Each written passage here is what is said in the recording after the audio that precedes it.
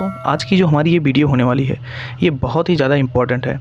Exam के point of view से हमारे जो महाद्वीप होते हैं वो ज्योग्राफी, आप अगर जो कहीं देखते हो कि कोई भी एग्ज़ाम आपका होता है जिसमें ज्योग्राफी पूछी जाती है वो भी वर्ल्ड की, तो उसमें आपके महाद्वीपों से क्वेश्चन ज़रूर बनते हैं। अगर महाद्वीपों से बनते हैं तो सॉल्व करने के लिए हमें क्या करना होगा, हमें पूरे महाद्वीप को कवर करना पड़ेगा। तो इसके लिए शुरुआती समय से जो सबसे बड़ा महाद्वीप है वहाँ से आज हमारा महाद्वीप जिसे कहते हैं, हम जिस महाद्वीप में है वो हमारा एशिया महाद्वीप है। तो एशिया जो है उसी महाद्वीप के बारे में आज हम लोग शुरुआत कर रहे हैं पढ़ना। तो मैं विकास कुमार, चलिए शुरू करता हूँ आपका आज का ये टॉपिक। तो चलिए आगे बढ़ते हैं। तो सबसे पहले आप लोग ये देख पाओगे, ये वर्ल्ड मैप है जो कि एक ग्लोब आप देखते हो। ग्लोब में आप पूरा एक, जैसे हमारा पृथ्वी है वो ग्लोब की तरह होता है, ठीक है। लेकिन जो मैप में, जब हम चार्ट मैप में जो इसको दिखाते हैं तो इस तरह से कुछ हम लोग पूरा जो है वर्ल्ड के जो भी देश हैं, जो भी कॉन्टिनेंट है उनको दिखाते हैं। तो ये आपको याद रखना है। आगे हम इस पर और डिस्कस करने वाले हैं, तो लास्ट तक पूरी बने रहिएगा। तो सबसे पहले यहाँ पर आप लोग देख पाओगे कि जो हमारे महाद्वीप हैं, ठीक है, तो उसमें महाद्वीपों में आप लोग यहाँ पर देखोगे कि हम जो महाद्वीपों की बात करते हैं तो उसमें कुछ फैक्चुअल डाटा होती हैं जिन्हें हमें जानना होता है, याद करना होता है।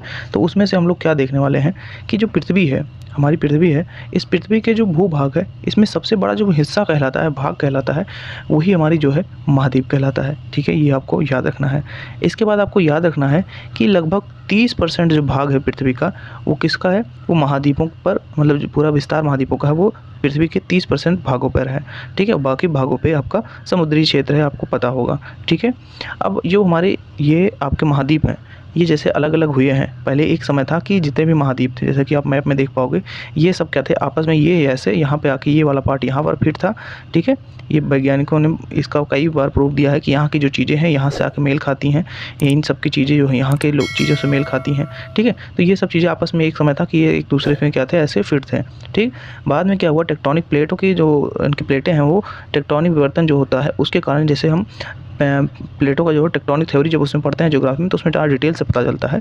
तो महाद्वीप जो है विवर्तनिक क्रिया से क्या होते हैं, आपस में अलग हो जाते हैं, उनमें जो है प्लेटें दूर दूर खिसक जाती हैं, ठीक है।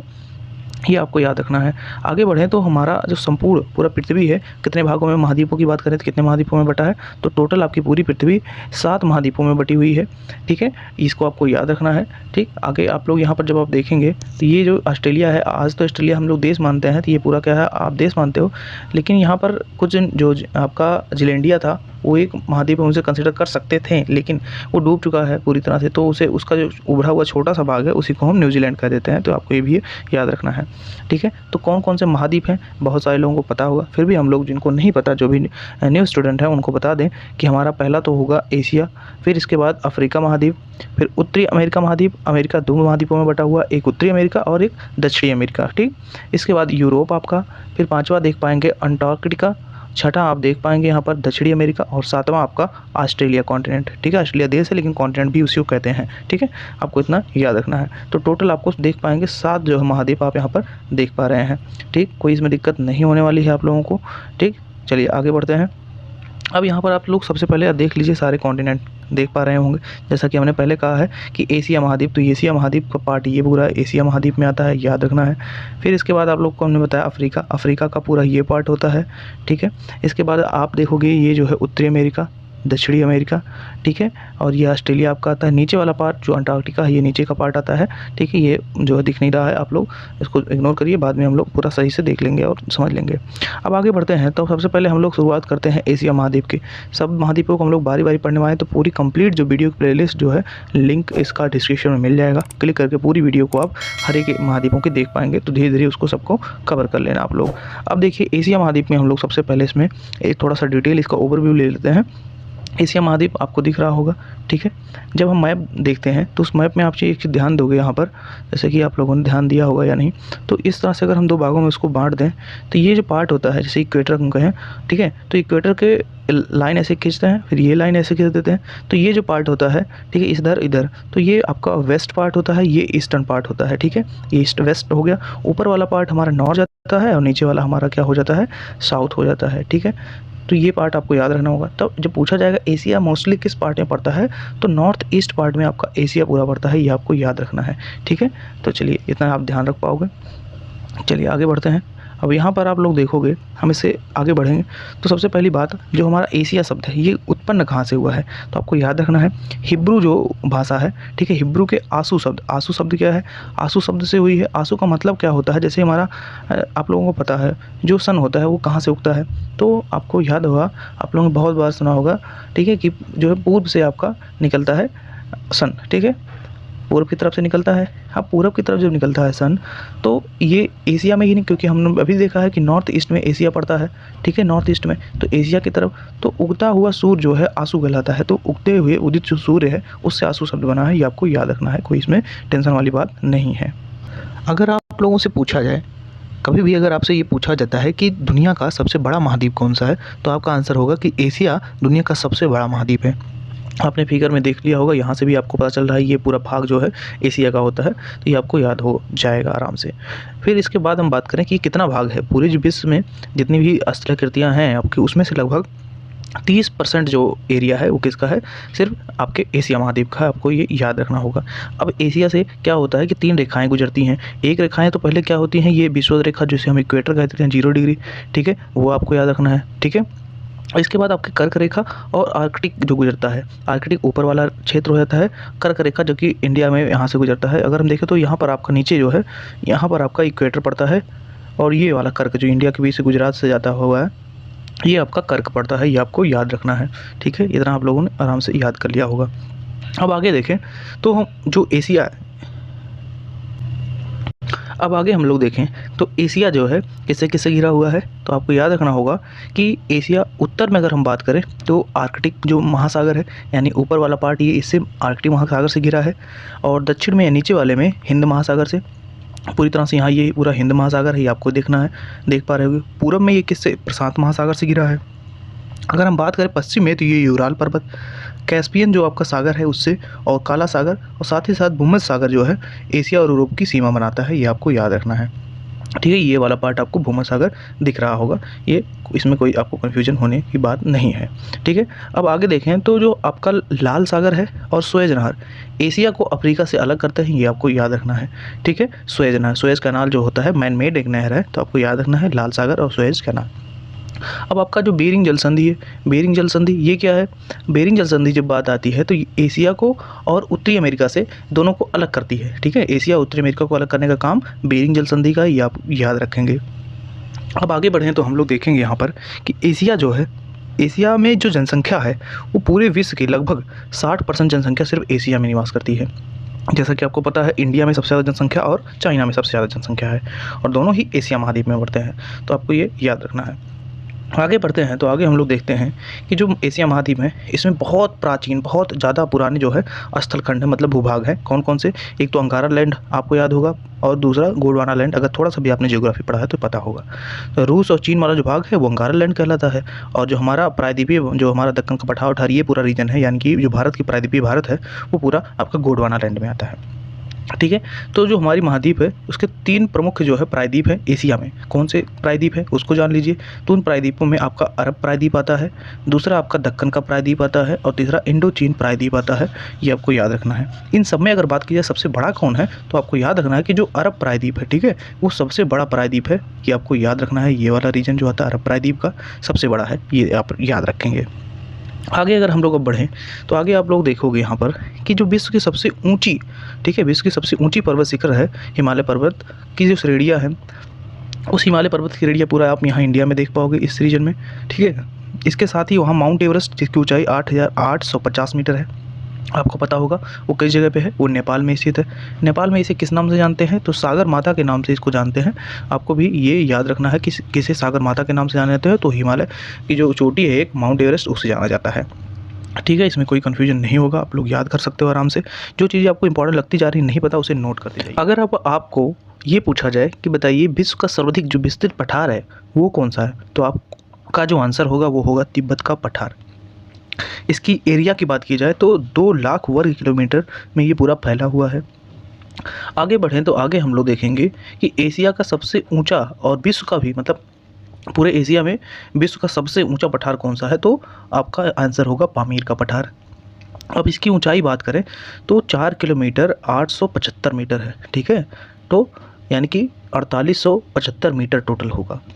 किलोमीटर में बात करें तो 4.5 किलोमीटर से भी ज़्यादा का रेंज होगा। ठीक, अब इस पामीर को जो पठार इतनी ऊंचाई पे है तो उसका मतलब ये बहुत ऊंचे है, तो इसीलिए इसका नाम क्या दे दिया गया है, विश्व की छत। तो पामीर की पठार को विश्व का छत कहा जाता है, ये आपको याद रखना है। अब इसी में जो है एशिया में क्या करता है, चीन में सबसे ज़्यादा जनसंख्या और भारत में सबसे ज़्यादा जनसंख्या, ये आपको पहले हम बता चुके हैं, तो याद रखना है। अब आप लोग देखेंगे एशिया में क्षेत्रफल की दृष्टि से जो सबसे बड़ा देश है वो आपका चाइना होता है, ये आपको याद रखना है। ठीक है, और सबसे छोटा पूछा जाए तो मालदीव होता है। एशिया में सर्वाधिक जनसंख्या घनत्व वाला देश अगर पूछे तो आपका सिंगापुर आंसर होगा। बड़ा चीन है, छोटा मालदीव है, सबसे ज़्यादा घनत्व, घनत्व का मतलब क्या होता है, जनसंख्या कि मतलब कम एरिया में कितना ज़्यादा लोग रह रहे हैं। ठीक है, ये आपको यहाँ आ जाएगा। अगर हम पूछें कि एशिया में स्थल रुद्ध का मतलब कि जो, जैसे कि आप मंगोलिया देख रहे हो, यहाँ पर मंगोलिया फिगर में देखोगे तो कहीं भी ये कहीं पानी से नहीं टच कर रहा है, सभी तरफ से किसी न किसी देश से ये बंधा है। ठीक, यहाँ आप कोई दिक्कत नहीं समझने में। तो इसी को हम बोलते हैं जो समुद्र से सीमा नहीं छूती है, तो उसी को क्या कहते हैं, स्थलरुद्ध। ठीक, इसमें आप उन देशों जब देखेंगे तो आपका Kazakhstan, Afghanistan, Mongolia, Nepal, Bhutan, Turkmenistan, Uzbekistan, Kyrgyzstan, Tajikistan और लाओस, ये पूरे कौन है, ये ऐसे देश हैं जो स्थलरुद्ध हैं, किसी से सीमा अपनी जो है वो बाउंड्री वाटर से नहीं, मतलब यानी कि जो समुद्र से नहीं साझा करते। ठीक, यहाँ कोई दिक्कत नहीं। अब इन स्थलरुद्ध जो देश है इसमें आप कजाकिस्तान फिगर में देख पाएंगे, ये बहुत ज़्यादा बड़ा है इन सबसे। तो पूछा जाता है कि सबसे बड़ा देश जो स्थलरुद्ध है, तो आपका आंसर कजाकिस्तान होगा। और दूसरा पूछा जाए तो इसके बाद मंगोलिया आप देख पा रहे हो बड़ा, तो मंगोलिया दूसरा सबसे बड़ा आपका स्थलरुद्ध देश है। अब पूछा जाए कि जो दक्षिण पूर्व एशिया में एकमात्र, मतलब यहाँ लाओस में आप देख पाओगे, लाओस में एक है सिर्फ दक्षिण पूर्व में, वो कौन है, लाओस। तो लाओस किस तरफ है, दक्षिण पूर्व एशिया में एकमात्र स्थलरुद्ध क्या है, देश है। ठीक, अब यहीं पर आपको जो फ्रांसीसी, जो जैसे हमारे यहाँ भी आए थे फ्रांसीसी व्यापार करने के लिए और बहुत कारणों से वो यहाँ पर आए हुए थे, तो उनमें से जो फ्रांसीसी उनमें से थे वो लोगों जाके कहाँ पर अपना डेरा डाले थे, तो लाओस में डाले थे, ये आपको याद रखना है। ठीक है, आगे बढ़ते हैं। अब आगे हम लोग देखें तो एशिया की सबसे लंबी नदी पूछी जाए तो नदी यांगसी जो है सबसे लंबी नदी है, और गहराई पूछी जाए तो आपका 300 जो है 97 मीटर। डेड सी जो है मृत सागर, वो सबसे अधिक गहराई में है। ठीक है, गहरी है। आगे बात करें तो जो एशिया में फिलीपींस है, फिलीपींस जो द्वीप समूह है, फिलीपींस पूरा एक ग्रुप है आइलैंड का, उसके पास विश्व का सबसे जो आपका विश्व का जो सबसे गहरा सागरीय गर्त है वो कौन है, प्रशांत महासागर। ठीक है, प्रशांत महासागर क्या है, एक सागर है, आपको पता होगा ये पूरा रीजन प्रशांत महासागर का कहलाता है। अब इसमें सबसे गहरी पूछी जाए कि विश्व का सबसे गहरा जो गर्त है, मतलब गर्त का मतलब सीधे सीधा गड्ढा ऐसे बना होता है। ठीक है, तो इसी को हम गर्त कह देते हैं।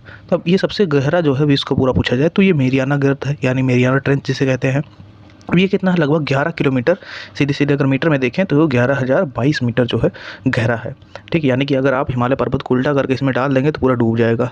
ठीक है, तो ये इतनी गहरी ही है। तो मेरियाना ट्रेंच कहाँ, प्रशांत महासागर में, किसके पास है, तो ये जो फिलीपींस द्वीप समूह है उसी के पास में है। ठीक, अब आगे पूछी जाए कि विश्व की सबसे गहरी झील कौन सी है। ठीक है, तो वो कौन सी है, वो बैकाल झील है, आपको याद रखना है। ठीक है, धरातल से ये 1940 मीटर गहरा, और समुद्र तल से बात की जाए तो 1485 मीटर ये गहरा है। ये किस जगह पे है, ये एशिया में ही आपका पड़ता है बैकाल। तो आपको ये भी याद रखना है कि बैकाल झील एशिया में पड़ता है, जो कि दुनिया का सबसे गहरा है। अब आगे बात करें कि विश्व की जो सबसे बड़ी झील है वो भी आंतरिक सागरीय झील जो है वो कौन सी है, कैस्पियन। ठीक है, खारे पानी की झील है, ये भी आप याद रखेंगे। एरिया ज़्यादा पूछा नहीं जाता है, लेकिन आप याद कर पाओगे 371800 किलोमीटर जो है इसका पूरा एरिया है। ठीक है, ये भी कहाँ है, एशिया महादेश में जो है, महाद्वीप में ये स्थित है। तो आगे हम लोग देख पाएंगे यहाँ पर कि एशिया में विश्व की सबसे अधिक ऊंचाई पर स्थित खारे पानी की झील, अभी तक हमने क्या क्या पिछले स्लाइड में पढ़ा था कि जो कैस्पियन सागर है खारे पानी की झील है जो कि एशिया में है, लेकिन ये सबसे ऊंचाई पर, हाइट पे जो है, हाइट पे अगर पूछी जाएगी सबसे ऊंचाई पर तो आपका होगा पेंगोंग झील। पेंगोंग झील कितनी ऊंचाई पर है, तो 4267 मीटर ऊंचा है ये। ठीक है, आपको याद रखना है किस क्षेत्र में है, तो लद्दाख और तिब्बत का जो क्षेत्र है इंडिया का। मैप में अगर हम लोग यहाँ पर देखेंगे तो मैप अगर जो थोड़ा सा अगर मैं जूम कर दूँ तो यहाँ पर इंडिया का देख पाएंगे आप रीजन, ये इंडिया है। ठीक है, यहाँ पर इंडिया आप देख पा रहे हैं। अब इस इंडिया के क्षेत्र में ये जो क्षेत्र होता है तिब्बत का, नेपाल का और ये चीन वाला, इसी क्षेत्र में आपका पेंगोंग झील मिलता है, ये लद्दाख और आपका तिब्बत वाले रीजन में। ठीक है, ये आपको याद रखना है। ठीक, तो चलिए आगे बढ़ते हैं हम लोग। अब आगे आप लोग देख पाएंगे यहाँ पर कि जो हमारी एशिया महाद्वीप है इसमें सर्वाधिक वर्षा वाला क्षेत्र अगर पूछा जाएगा तो आपका आंसर क्या होगा? सर्वाधिक वर्षा वाला क्षेत्र आप लगाएंगे मासिनराम। ठीक है, ये आपको यहाँ पर याद रखना है। किस जगह पे है? ये मेघालय में पड़ता है, भारत के मेघालय में पड़ता है। भारत में हमारे ये जो पूर्वी राज्य हमारे पड़ते हैं वहाँ पर मेघालय ये में पड़ता है आपका मासिनराम। इससे पहले अगर पूछा जाएगा तो सबसे पहले जो है, इससे पहले मासिनराम से जो चेरापूंजी वाला स्थान था, चेरापूंजी, उस जगह पर सबसे ज़्यादा वर्षा होती थी। ये आपको याद रखना है। ठीक है, आगे बढ़ते हैं। आगे जब हम बढ़ते हैं तो देखते हैं कि विश्व की सबसे ऊंची रेलवे लाइन अगर आपकी परीक्षा में पूछा जाता है तो कहाँ पर इसका निर्माण हुआ है, तो आपका आंसर लगाएंगे कि ये निर्माण चीन में किया गया है। ठीक है, और चीन में कहाँ से कहाँ तक किया गया है ये पूछेंगे तो आपका जवाब होगा कि जो छिंगहाई है, ठीक है, छिंगहाई है, उस छिंगहाई से आपके जो छिंगहाई प्रांत है, एक राज्य है, स्टेट है, ठीक है, वहाँ से शुरू होकर आपके तिब्बत वाला क्षेत्र जो है यहाँ तक पूरी एक रेलवे लाइन है। ठीक है, तिब्बत का जो क्षेत्र है लहासा, यहाँ तिब्बत में लहासा पड़ता है, तो तिब्बत की लहासा तक ये पूरा क्या है आपका फैला हुआ है, ये आपको याद रखना है। ठीक है, अब अगर पूछी जाए कि इस जो रेलवे लाइन की ऊंचाई कितनी है तो 5072 मीटर इसकी ऊंचाई है, ये भी आपको याद रखना है। अब अगर जो एशिया में सबसे पूछा जाए कि जो एशिया में आपका श्रीलंका है, इंडिया के पास का, ये मैप में देख पाओगे आपका श्रीलंका है। श्रीलंका की सबसे लंबी नदी पूछी जाती है ज़्यादातर, तो आपका जवाब क्या होगा? महावेली जो गंगा है, ये आपका राइट आंसर हो जाएगा। आगे जब बढ़ने से पहले, ठीक है, अब आगे बढ़ने से पहले आपको एक काम करना है। क्या आप देख सकते हो कि यहाँ सब्सक्राइब का बटन जो है आपके राइट साइड में आ रहा होगा, उसको आप दबा दीजिए अगर अभी तक नहीं दबाया है, और बेल आइकन भी दबा दीजिएगा। वीडियो को लाइक कर लीजिए अगर थोड़ा सा वीडियो अच्छा लग रहा हो, और शेयर करिए अपने मित्रों तक, उनको भी इन सब चीज़ों के बारे में जानकारी होनी चाहिए, और कमेंट करके बताइए वीडियो कैसा लग रहा है। ठीक है, चलिए अब आगे बढ़ते हैं। तो आगे हम लोग देखेंगे एशिया के बारे में ही कुछ इंपॉर्टेंट चीज़, और कि विश्व का सबसे लंबा प्लेटफॉर्म एशिया में, ठीक है, एशिया में विश्व का सबसे लंबा प्लेटफॉर्म है वो कौन सा है? तो विश्व का सबसे लंबा जो रेलवे प्लेटफॉर्म है वो आपका गोरखपुर का पड़ता है, आपको ये याद रखना है। तो कहाँ का? गोरखपुर कहाँ पड़ता है? आपके यूपी में पड़ता है। ठीक है, इंडिया के यूपी में आपका पड़ता है गोरखपुर। ठीक है, ये आपको याद रखना है।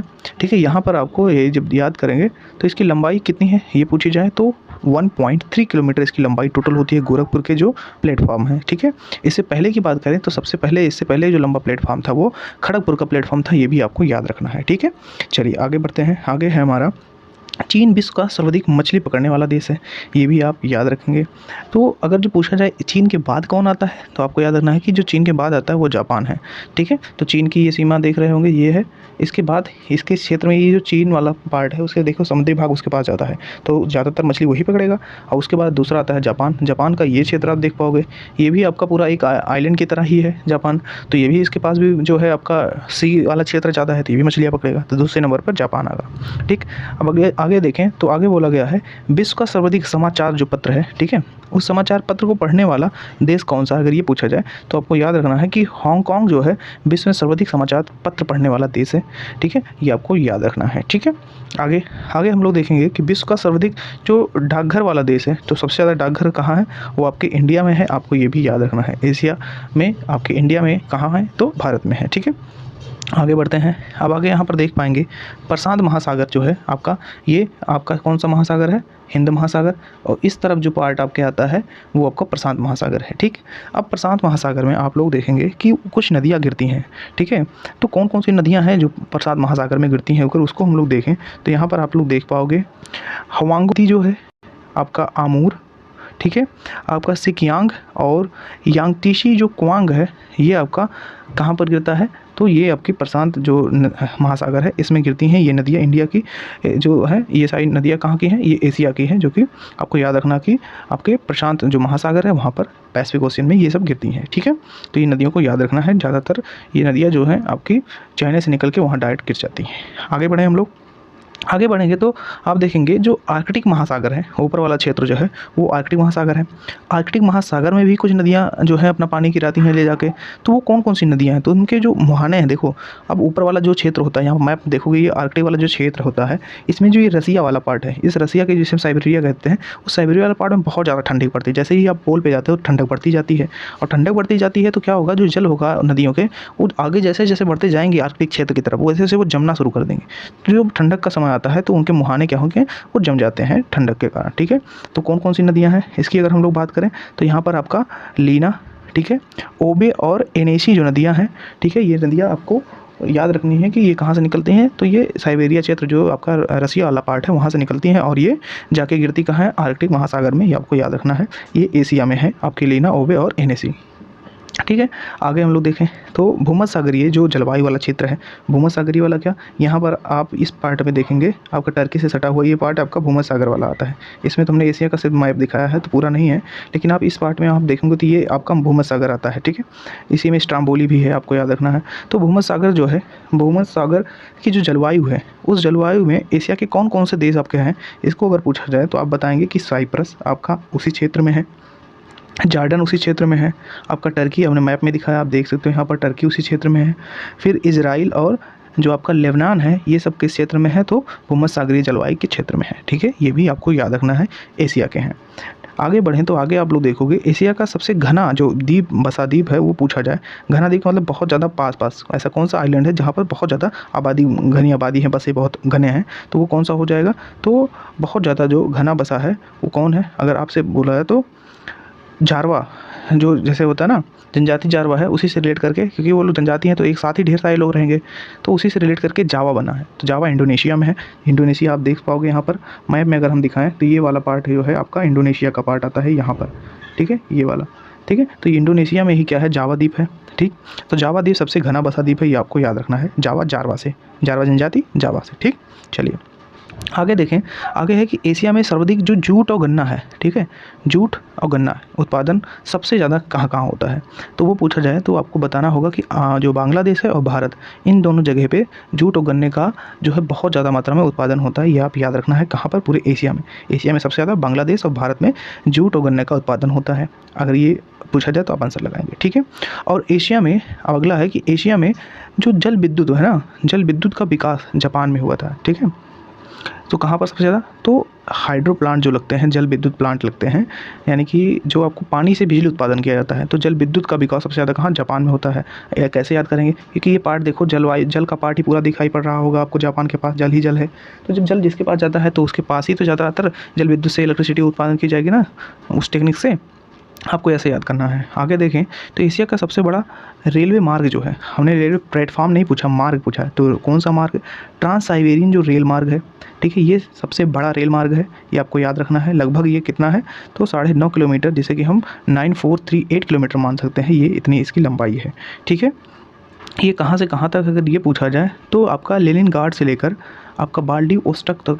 ठीक है, व्लादिवोस्टोक तक तो आपका ये पूरा फैला रहता है, मतलब यहाँ से लेकर लेनिनग्राड से लेकर आपका व्लादिवोस्टोक तक ये पूरा फैला है, आपको याद रखना है। आगे हम लोग देखें, एशिया का सबसे जो लंबा रेलवे सुरंग है, ठीक है, वो सीकन, उसका नाम है सीकन, रेलवे सुरंग सीकन जो है जापान में है। ठीक है, आपको याद रखना है कितना लंबा है, ऐसे पूछा जाए तो 53.85 किलोमीटर ये पूरा लंबा है। अब समुद्र तल से इसकी गहराई पूछी जाए कि समुद्र तल से इसकी गहराई कितनी है, तो वो आपको 240 मीटर याद रखना है। आप ये याद कर पाएंगे, ये जापान में है, जापान से रिलेट करते हैं। ठीक है, तो दो चीज़ जापान में देखिए, एक विद्युत का, ठीक है, और दूसरा आपका रेलवे सुरंग जो सबसे लंबी है, सीकन। ठीक है, आगे बढ़ते हैं। अब आगे आप लोग देख पाओगे कि एशिया का सबसे बड़ा रबड़ उत्पादक और निर्यातक देश कौन कौन से हैं, तो वो हैं आपके थाईलैंड, मलेशिया, इंडोनेशिया। तो इस पार्ट में आप देख पाओगे, ये पूरे पार्ट में आपके कौन कौन मिलते हैं, थाईलैंड, मलेशिया और इंडोनेशिया। ये लोग कौन है, जो रबड़ उत्पादन करते हैं और इनको निर्यात करते हैं। ठीक है, सबसे ज़्यादा एशिया में। आगे आप लोग देख पाओगे यहाँ पर कि एशिया के जो देश हैं, ठीक है, एशिया के देश में चीन आपका क्या करता है, तंबाकू, गेहूँ, चावल, इन सभी के उत्पादन में सबसे पहला स्थान रखता है चीन। क्या क्या उत्पादन करता है, तंबाकू, गेहूं और चावल, चीन उत्पादन करता है, सबसे पहले स्थान पे इसका नंबर आता है। ठीक है, आगे बढ़ें तो आगे आप लोग देख पाओगे कि एशिया के देश जापान को शहतूत की पत्तियों पर लगे, ठीक है, जो आपके शहतूत की पत्ती होती है, आपने रेड रेड कलर का फल देखा होगा, शहतूत पत्ती है, उस पर क्या करते हैं, रेशम के कीड़े पाए जाते हैं। अब उनसे कच्चा रेशम पैदा किया जाता है और उसे विश्व में सबसे ज़्यादा जो स्थान है किसका है, उस जापान का है, ये आपको याद रखना है। पूरे विश्व में सबसे ज़्यादा शहतूत की पत्तियों से कच्चा माल जो निकाला जाता है रेशम के कीड़ों से, तो कच्चा रेशम सबसे ज़्यादा जापान में होता है, ये भी आपको याद रखना है। इसके बाद नेक्स्ट देखें हम लोग, तो एशिया में विश्व का सर्वाधिक जो प्राकृतिक रबड़ उत्पादन किया जाता है वो थाईलैंड में किया जाता है पूरे विश्व में। ठीक है, ये तो था, अभी हमने ऊपर देखा है कि एशिया का सबसे बड़ा रबड़ उत्पादक और निर्यातक देश तो आपका थाईलैंड, मलेशिया, इंडोनेशिया था, लेकिन पूछा जाए कि पूरे विश्व में सबसे ज़्यादा तो कौन करता है, वो थाईलैंड करता है, ये आपको याद रखना है। आगे बढ़ते हैं। आगे बढ़ते हैं तो आगे आप लोग यहाँ पर देख पाओगे कि एशिया का सबसे अधिक टिन उत्पादक, ठीक है, कौन है? तो टिन उत्पादन में सबसे आगे आपका मलेशिया है, आपको याद रखना है। और टिन के निर्यातक की बात की जाए तो विश्व में टिन के निर्यातक में भी ये प्रथम स्थान अपना रखता है, सबसे ज़्यादा निर्यात भी यही करता है, ठीक है। किस जगह पे? टिन की खदान जो है, सबसे प्रमुख टिन की खदान वो क्या है आपका? ये मलेशिया के इपोह में है, ये आपको याद रखना है, ठीक है। अब आगे बढ़ते हैं। आगे आप लोग देखोगे एशिया का जो सबसे गर्म स्थान है वो आपका जो जो घाटी सभ्यता पढ़ते हैं उसमें आपको मोहनजोदड़ो जो है आपने पढ़ा होगा, जो कि पाकिस्तान में है फिलहाल, ठीक है। तो मोहनजोदड़ो जो है वो सबसे गर्म स्थान है आपके एशिया का, ठीक है। अगर सबसे ठंडा पूछा जाए तो वो आपका साइबेरिया क्षेत्र होता है रूस का, ठीक है। अब इसको जो साइबेरिया क्षेत्र है इससे आप याद कर पाओगे, ठीक है। कहीं कहीं अगर नाम इसका जो है आपका अलग दिया रहता है तो उसमें अलग नाम में क्या आप याद कर पाओगे? आपका बर्कोयांस्क जो है, ठीक है, ये नाम आप याद कर पाओगे। तो बर्कोयांस्क जो है आपका साइबेरिया क्षेत्र को ही कहते हैं, ये सबसे ठंडा है, आप याद कर पाओगे। यहीं पर जो आपकी लीना नदियाँ हैं, ठीक है, ये सब क्या है वहाँ इनके ठंड से जम जाते हैं, ठीक। अब तापमान की बात की जाए तो तापमान भी आप यहाँ पर देख पाओगे कि कितना रिकॉर्ड किया गया है, तो 53.5 सेल्सियस तापमान रिकॉर्ड किया गया है, ठीक है। तो इस तरह से आप यहाँ पर आगे बढ़ते हैं हम लोग। तो अब ये सारी चीज़ें हमने बता दिया कि आपका जो है साइबेरिया क्षेत्र रूस में पड़ता है, इस क्षेत्र में, ठीक। तो सबसे ज़्यादा ठंडक इसीलिए वहाँ पड़ेगी। अब आगे बढ़ें तो जो लाल सागर है, हमने कल ही बताया था, लाल सागर और भूमध्य सागर को जोड़ने वाली जो नहर है उसे सुएज़ नहर कहते हैं, मैन मेड है, हमने आपको जो है बता दिया था पहले ही इसको। तो ये जो भूमध्य सागर है इसको जोड़ने का काम और लाल सागर का ये सुएज़ कैनाल कहती है। यहाँ पर इस वाले पार्ट में देखेंगे तो ये आपका भूमध्य सागर, ये सुएज़ कैनाल बना हुआ है और ये आपका जो है लाल सागर, ठीक। आपको ये याद रखना है। विश्व का सबसे बड़ा जो सिंकोना है, सिंकोना एक जो है ऐसी उत्पाद होती है जिसको दवाओं में बहुत उपयोग किया जाता है, ठीक है। ये सबसे ज़्यादा कहाँ पूरे विश्व में उत्पादन होता है? तो आपको याद रखना है ये इंडोनेशिया में होता है, ठीक है। एशिया में पड़ता है इंडोनेशिया, ये रीजन आप देख पा रहे होगे इंडोनेशिया का, ठीक है। अब वाडुंगा इसका सबसे बड़ा सिंकोना का उत्पादन केंद्र है, ठीक है। वाडुंगा जो आपके इंडोनेशिया में सबसे ज़्यादा यहीं से उत्पादन होता है आपके सिंकोना का, ठीक है। अब इसको दवाएं बनाई जाती हैं, ये आपको याद रखना है, मलेरिया की दवा होती हैं, तो ये भी आप साथ में याद रखोगे।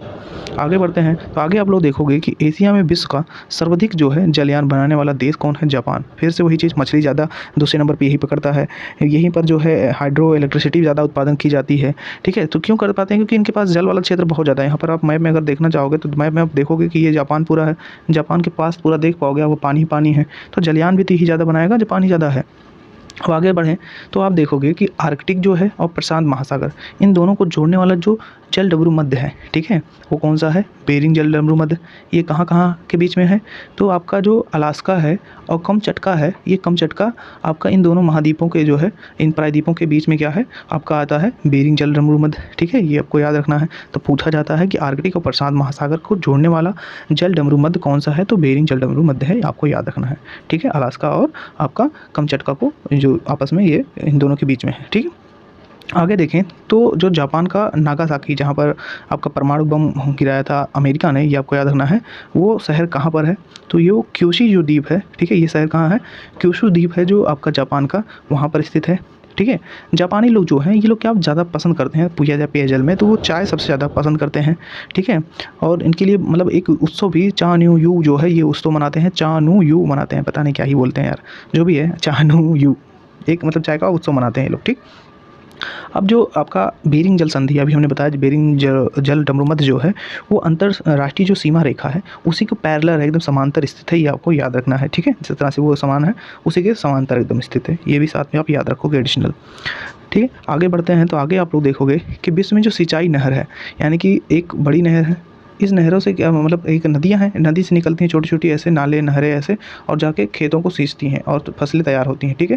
तो ये पूरा सिस्टम जाल एक का रहता है। तो नदियों से जो सिंचाई का नहर बनती हैं, उन नहरों का सबसे बड़ा जाल अगर पूछा जाए तो कहाँ है? तो ये आप बताएंगे पाकिस्तान में है, ठीक है, क्योंकि पाकिस्तान में आपको पता होगा कि उसी में सिंधु नदी है, ठीक है, चेनाब है, ये सारी नदियाँ उसी से बहती हैं, तो उसमें से जाके ये नहर बना के और सिंचाई करते हैं ढेर सारा। अब आगे देखते हैं हम लोग कि जो म्यांमार है अपने सुंदर बौद्ध मंदिरों के लिए बहुत ज़्यादा प्रसिद्ध है, ये आप याद रखेंगे, ठीक है। तो म्यांमार किसके लिए ज़्यादा प्रसिद्ध? तो बौद्ध मंदिरों के लिए।